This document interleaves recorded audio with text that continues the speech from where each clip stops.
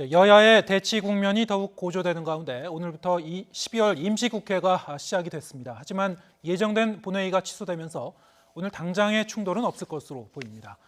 자유한국당이 강력 투쟁을 예고한 가운데 더불어민주당과 다른 야당들도 본회의 시기를 고심하면서 패스트트랙 법안 추진 전략을 고민하고 있습니다. 취재기자 연결해서 국회 상황 알아보겠습니다. 최민기 기자. 네, 국회입니다. 네, 지금 상황 어떻습니까? 네, 어제 정기국회를 끝으로 오늘부터 12월 임시국회가 소집됐지만 이 시작부터 분위기는 냉랭합니다. 어제 여야의 격한 대치 이후 오늘 열릴 것으로 예고됐던 본회의는 일단은 취소됐습니다. 민주당은 일단 숨고르기에 들어가며 이 4+1 협의체를 가동해 패스트트랙에 오른 개혁 법안에 대해 물밑으로 속도를 내고 있습니다. 이해찬 대표는 오늘 최고위원회의에서 패스트트랙에 오른 법안들은 그 원칙과 정신이 중요한 것들이라면서 수정안을 만들더라도 그 점을 지켜야 한다고 강조했습니다. 또 개혁 대상인 검찰이 정치권의 로비를 계속한다면 실명을 공개해 정치 개입 실태를 낱낱이 밝히겠다고 경고하기도 했습니다.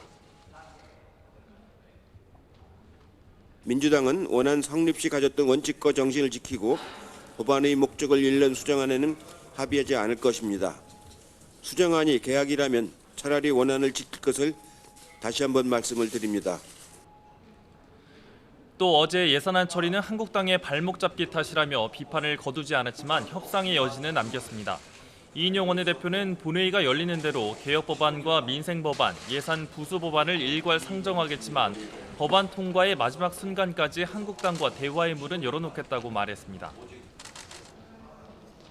네, 한국당은 밤샘 농성까지 했었는데 거세게 반발하고 있죠? 네, 4+1 협의체가 합의한 예산안이 본회의 문턱을 넘으면서 이 허를 찔린 한국당은 크게 반발했습니다.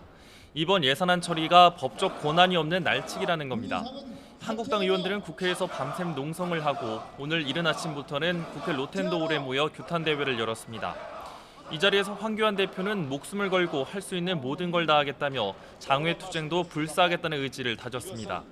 그러면서 민주주의의 종언을 고하는 선거법과 공수처법은 정말 목숨을 걸고 막아내겠다고 강조했습니다. 직접 들어보겠습니다. 저희는 정말 목숨을 걸고 막아내겠습니다.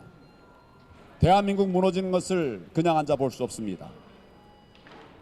앞서 오전 최고위원 중진 의원 연석회의에서 총력 대응을 결의한 한국당은 오후 2시부터는 의원총회를 열어 구체적인 대응 방안 모색과 당내 의견 수렴에 들어갔습니다.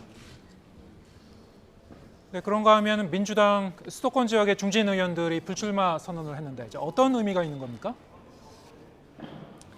네, 민주당에선 수도권 중진인 5선의 원혜영 의원과 3선인 백재현 의원이 나란히 불출마 선언을 했습니다.